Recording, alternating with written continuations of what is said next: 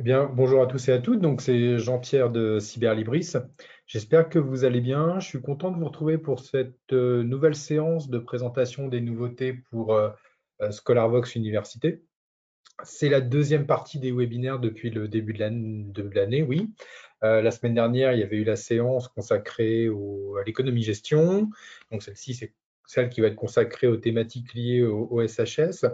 Et puis la semaine prochaine, il va y avoir le troisième volet qui, lui, va être consacré aux sciences. Au niveau des SHS, la dernière fois qu'on avait discuté, ça remonte à pas si longtemps, c'était début décembre, donc il y a à peine 2 mois. Pour les personnes qui n'avaient pas pu assister à la précédente séance, pour mémoire, hein, la vidéo est toujours disponible sur le YouTube de Cyberlibris, donc n'hésitez pas à vous rendre dessus. Parmi les points marquants, j'avais évoqué l'arrivée de Bréal dans le catalogue. Donc, on avait commencé à travailler avec Bréal. Studirama aussi, que j'avais évoqué aussi pour la partie économie-gestion. Donc, il y avait quelques ouvrages de Studirama qui consacraient les SHS. C'était principalement Bréal qui était concerné. Donc, voilà un petit peu pour vous rappeler un petit reminder par rapport à ce qu'on s'était dit il y a à peine 2 mois.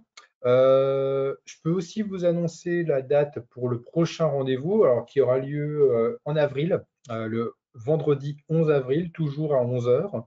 De toute manière, vous recevrez, pour toutes les personnes qui assistent aujourd'hui à la séance, vous recevrez dans la journée un petit mail récapitulatif, hein, comme d'habitude, avec toutes les sélections que j'ai préparées pour aujourd'hui, le replay et puis le lien pour pouvoir vous inscrire d'ores et déjà à la séance du 11 avril. Donc voilà ce que je pouvais vous dire en brève introduction. Au niveau du plan, pour aujourd'hui, donc comme d'habitude, la séance va durer grand max 20-25 minutes, hein, on est toujours dans ce timing-là. Je vais faire un petit tour d'horizon sur des mises à jour éditeurs, donc des éditeurs qui nous ont fait des mises à jour intéressantes là, ces dernières semaines, et m'attarder dessus. Puis après, m'attarder aussi sur la partie sélection thématique, hein, des titres que j'ai sélectionnés. Alors, parmi les thématiques dont je vais parler aujourd'hui, il y aura art, histoire, lettres, philosophie et psychosociaux. Voilà un petit peu le déroulé du webinaire d'aujourd'hui. Donc, comme je vous l'ai dit, hein, la séance est enregistrée. Et puis, pour les personnes qui suivront le webinaire uniquement sur YouTube, vous retrouverez en description de la vidéo tous les liens des sélections que j'aurai présentées aujourd'hui. Donc, on va pouvoir d'ores et déjà commencer. Je vais évidemment couper ma caméra, comme ça sera plus facile.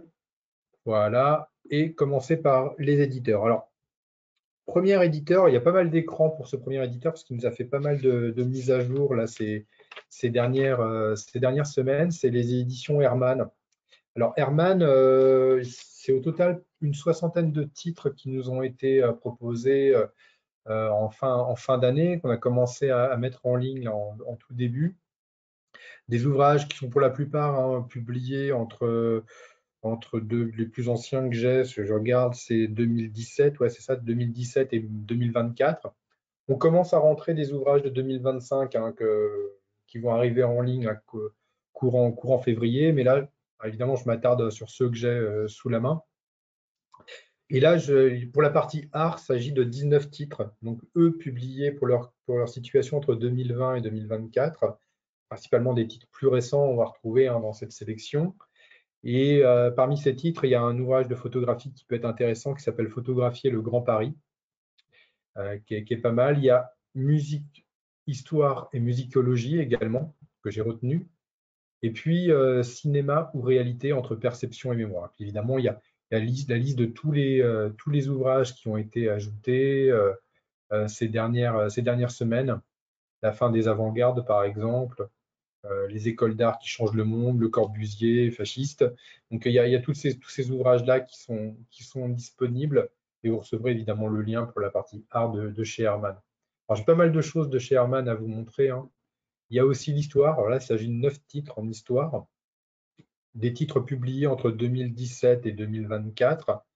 Et parmi ces titres, hein, retenez le complot en partage lors de la Révolution française. Et puis, il s'appelait Shuna, résistant fusillé à 20 ans, qui est pas mal. Après, il y a un ouvrage sur l'archéologie du geste.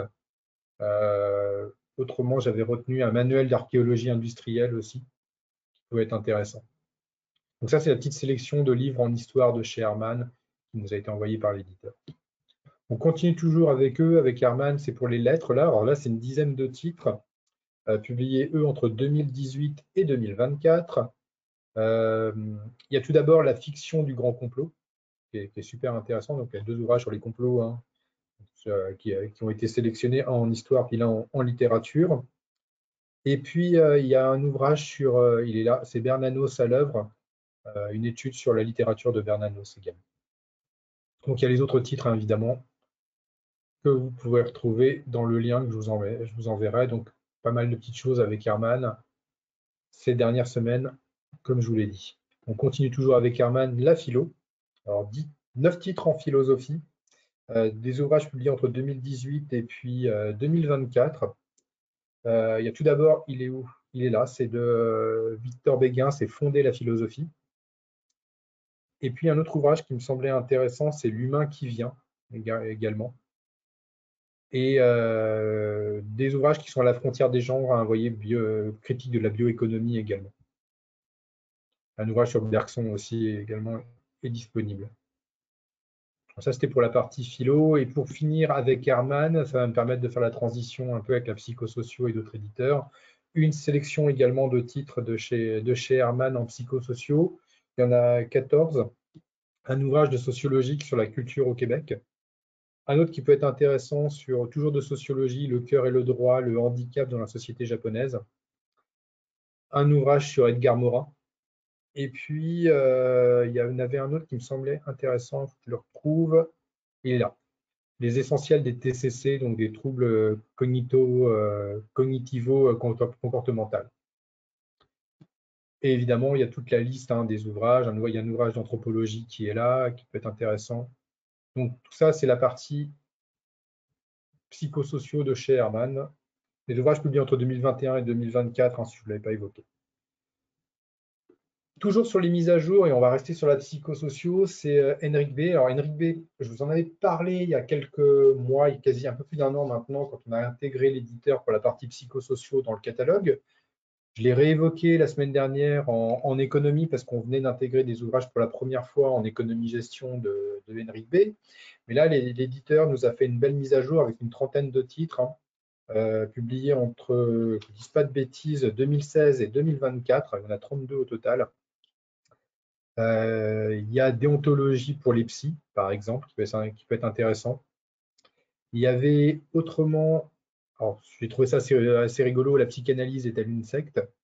Il y avait autrement, il est où? Ils sont où? Mais si j'étais riche, une étude sociologique sur la volonté de s'enrichir.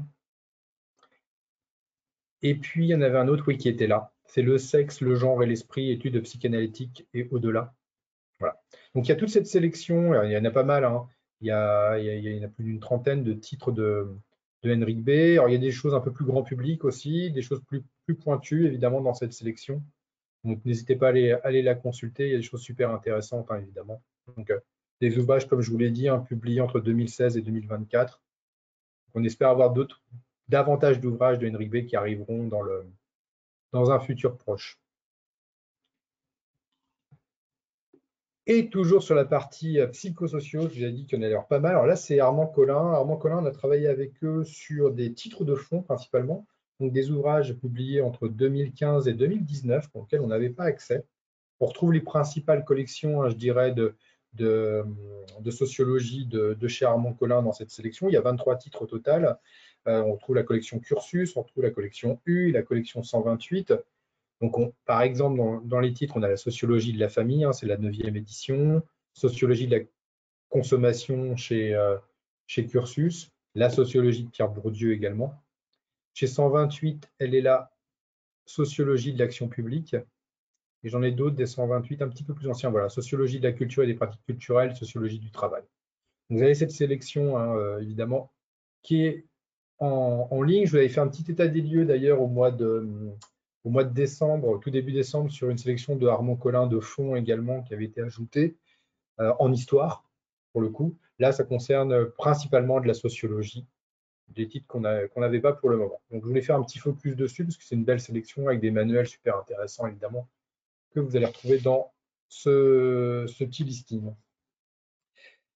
Alors pour la partie éditeur, j'ai terminé pour ce matin. Je vais passer maintenant sur la partie, on va dire, thématique. Une petite sélection de titres qui peut être intéressant. Je vais commencer par l'art, hein, comme d'habitude, hein, une sélection de 6 titres. Et le premier titre sur lequel je vais m'attarder, il est publié au Cavalier Bleu. C'est les figures de l'art contemporain. C'est de Nathalie Obadia. Alors Nathalie Obadia, elle est directrice de galerie d'art, à la fois à Paris et à Bruxelles, mais elle est également professeure à Sciences Po Paris. Et elle donne des cours autour du marché de l'art. Et dans cet ouvrage, l'auteur revient sur depuis la fin des années 60, l'art contemporain est lié à la mondialisation et au soft power, impliquant divers acteurs, hein, les artistes, les curateurs, les galéristes, des foires, des collectionneurs et des acteurs de la muséafiction. Donc l'ouvrage met en lumière ces différentes figures pour expliquer le fonctionnement de l'art contemporain. Donc ouvrage super intéressant. Donc dedans, il y a pas mal d'artistes qui apparaissent, des directeurs de galeries, des collectionneurs, des gros collectionneurs d'ailleurs. Et tout est expliqué dedans sur ce qu'est l'art contemporain et comment il fonctionne et quel est un peu à la fois son business et puis son fonctionnement tout simplement. Alors sur la partie art, l'autre titre que j'ai retenu, il est ici. Il est publié chez Mardaga. C'est l'opéra dans l'histoire, sous-titré L'art lyrique, miroir de nos sociétés depuis 4 siècles. L'ouvrage est de Bernard Rondon, qui est professeur d'histoire de l'art à l'université de Liège. L'ouvrage est découpé en 9 chapitres, donc on part des prémices jusqu'à l'avant-garde autour de l'opéra. Et ce livre retrace l'histoire de l'opéra en Europe depuis le XVIIe siècle. On retrouve à chaque fois le contexte historique, les différents styles lyriques, comment s'incorporent les décors de théâtre dans la création, de l'opéra, les différentes écoles de l'opéra et les principaux compositeurs, les grandes œuvres et les thèmes musicaux qui sont abordés dans ces œuvres. Donc c'est vraiment une quasi-encyclopédie complète sur le fonctionnement de l'opéra et son origine, évidemment.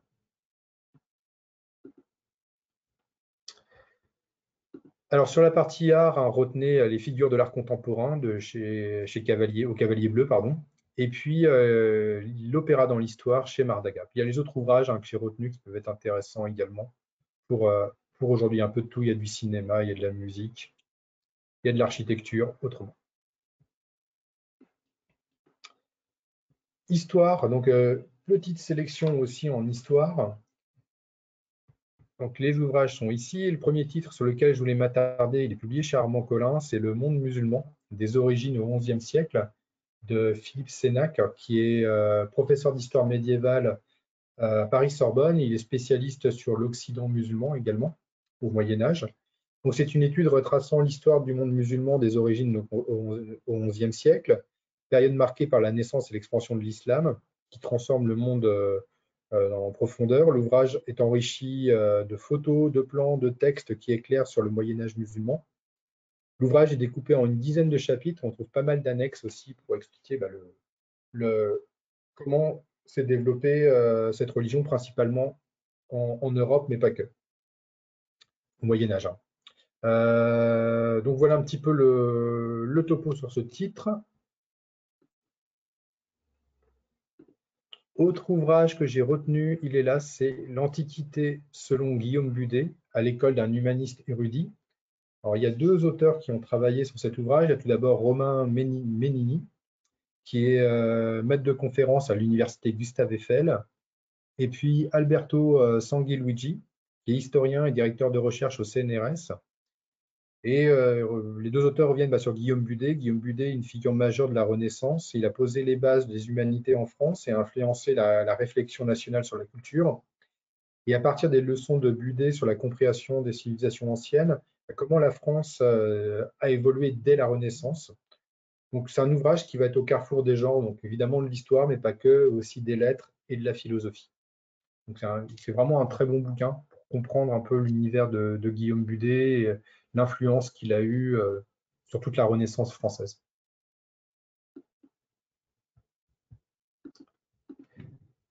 En histoire, donc retenez Le monde musulman et puis l'Antiquité selon Guillaume Budet. Puis il y a les autres ouvrages, hein, que j'ai sélectionnés évidemment pour aujourd'hui, que vous retrouverez dans ma petite sélection que je vous enverrai.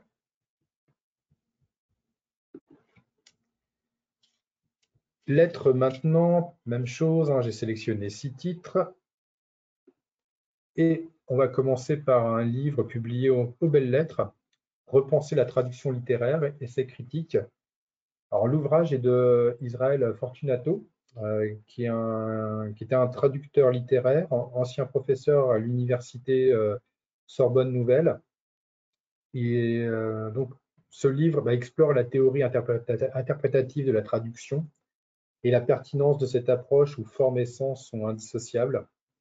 Donc l'ouvrage nous explique comment le traducteur doit faire pour faire preuve de créativité dans ses traductions, comment le traducteur peut prendre des risques aussi dans sa traduction, et quelles règles et démarches et conditions sont liées à ce travail de traduction, d'avoir une traduction un peu plus originale, justement.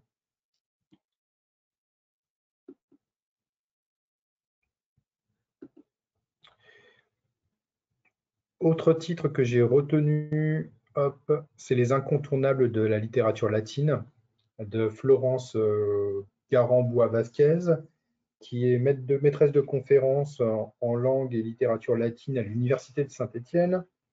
Donc, c'est une anthologie mettant en lumière la richesse de la littérature latine, de Sénèque à Virgile en passant par Ovide et Plaute. Ça couvre tous les genres, du théâtre à l'épopée. L'ouvrage se veut accessible pour un public étudiant et même pour des étudiants qui n'ont pas forcément une maîtrise très développée du latin. On retrouve dedans des traductions, des commentaires, et puis l'ouvrage permet de mettre l'attrait actuel sur ces textes, sur l'ensemble des textes qui sont présentés.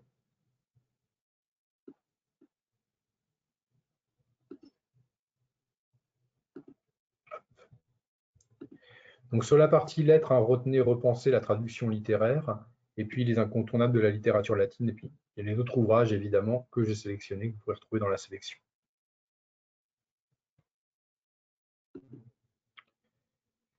Philosophie. Philosophie, je vais commencer avec un ouvrage de Jean-Marc Briard. Alors, ce n'est pas le premier titre de Jean-Marc Briard que je présente dans un webinaire. Là, c'est Les Épicuriens, publié chez Ellipse. L'auteur, il est prof agrégé de philosophie au lycée international de Dijon. Et l'auteur, dans cet ouvrage, explore pas à pas la philosophie épicurienne. Donc, ce livre présente Épicure et son école autour des concepts de l'amitié et du bonheur. Son idéologie visant je dirais, à libérer l'esprit des craintes liées au Dieu et à la mort. Comprendre également le rôle de plaisir et comment surmonter la douleur dans la philosophie épicurienne. Puis l'auteur revient sur les critiques et je dirais, les désinformations ou les malcompréhensions qui sont liées à la pensée épicurienne.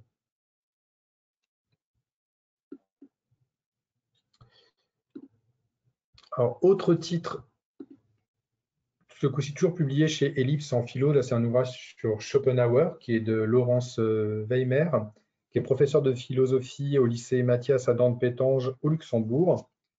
Donc Schopenhauer développe une pensée unifiée, résumée dans son œuvre majeure Le monde comme volonté, comme représentation. S'inscrivant dans la tradition kantienne, 4 grands thèmes essentiels y sont explorés dans cet ouvrage, évidemment. Théorie de la connaissance, la métaphysique, l'esthétique et l'éthique. Donc l'ouvrage vise à éclaircir ces 4 domaines afin de mieux comprendre la philosophie de Schopenhauer. Donc on est vraiment dans un ouvrage pour les étudiants, pour comprendre vraiment les bases de la théorie de Schopenhauer. Sur la partie donc philo, retenez les épicuriens et Schopenhauer, deux titres publiés chez Ellipse. Et je vais reterminer sur la psychosociaux. Il y avait pas mal de choses aujourd'hui en psychosociaux, vous l'avez vu. Le premier, c'est un manuel qui est publié chez Duno. C'est le manuel visuel de psychologie cognitive de Alain Lieury. C'est la 4e édition de cet ouvrage. Donc Alain Lieury est décédé en 2015, mais il était prof de psycho à l'université de Rennes. On trouve dedans les bases et les grands concepts de la psychologie cognitive. Il y a un zoom sur les notions essentielles avec 250 schémas, 300 photos, des exercices avec des corrigés et des QCM. Donc on retrouve dedans l'histoire et le panorama de la psychologie cognitive. les rapports entre psychologie et les cinq sens, l'apprentissage, la mémoire, le langage et l'image, l'intelligence et également les émotions.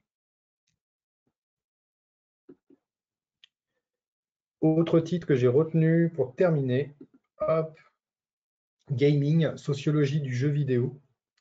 Alors, l'ouvrage est intéressant parce qu'il a été écrit par deux chercheurs et chargés d'études à l'IFOP. Alors, il y a tout d'abord Jean-Philippe Dubrul et puis Enora Lanoé-Danel. Donc, et cet ouvrage est très intéressant parce que c'est une étude sur la place grandissante du jeu vidéo dans la société, à la fois sur ses aspects ludiques, à ses aspects de professionnalisation, je pense à l'e-sport par exemple. Mais le jeu vidéo est toujours critiqué à la fois par les politiques et par certaines générations plus âgées. Donc l'ouvrage cherche des fois tout d'abord à déconstruire les clichés relatifs à la violence, à l'absence de socialisation, à l'inclusion des femmes dans les jeux vidéo. Donc à travers une étude sociologique, l'ouvrage offre un regard nuancé sur l'univers du vidéo game. C'est très intéressant, très bien. C'est publié aux éditions de l'Aube, si je vous en ai pas parlé, si je n'avais pas évoqué ce point-là. L'ouvrage est intéressant, il y a toute une sociologie donc sur ce qu'est le jeu vidéo et comment il fonctionne dans la société aujourd'hui. Voilà, sur la partie psychosociaux, retenez psychologie cognitive aux éditions d'Uno et puis gaming, sociologie du jeu vidéo aux éditions de l'Aube. Voilà, j'ai terminé la petite présentation pour aujourd'hui. J'espère que ça vous a plu, qu'il y avait des ouvrages qui ont été intéressants pour vous à découvrir. Comme je vous l'ai dit, je vous envoie le récapitulatif dans la journée de tout ce que j'ai présenté ce matin, donc toutes les petites sélections. Retenez évidemment toutes les mises à jour qui ont été faites autour de Herman, donc il y a pas mal de choses. Si vous avez des questions sur le catalogue, n'hésitez pas par retour de mail à revenir vers moi, j'y répondrai avec plaisir. Et puis on se retrouve autrement pour la partie sciences humaines le 11 avril, vendredi 11 avril. Et pour ceux que ça intéresse, il y a la séance la semaine prochaine consacrée aux sciences. Merci encore une fois, puis je vous souhaite une très bonne journée et je vous dis à très bientôt. Au revoir.